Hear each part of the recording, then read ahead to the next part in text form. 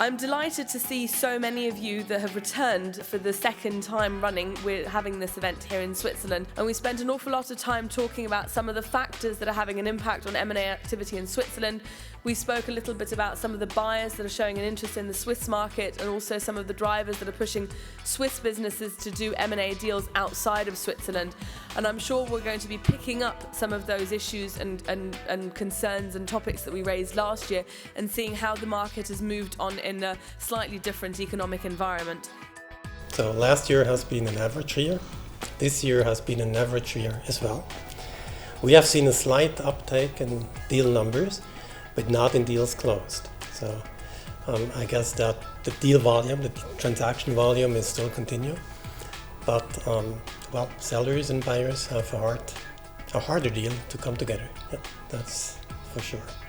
We have to distinguish between the small to mid-cap segment, roughly transactions up to 200 million. In this segment there are a few Swiss-based and Swiss-funded PE funds, and in the small-cap segment they build more credibility, and in talking to typically family-owned companies, therefore they have an advantage from a reputational point of view. There's a couple of things that sellers can do to try to redress the balance, if you like. So one is obviously they can try to introduce additional competitive tension into a deal. So having a good number of sufficiently qualified bidders in an M&A process can help to shorten the period of due diligence. It can cause the buyer who wants to buy the asset to hurry up and get on and actually sign the deal. The second thing they can do is obviously to be extremely well organised in terms of preparation for the deal, and also providing very well organised, very relevant, timely disclosure of information.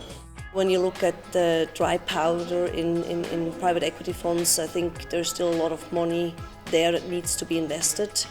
They also have a lot of portfolio companies which need to be sold. So I'm rather confident that this will turn into a M&A deal flow as well in next year.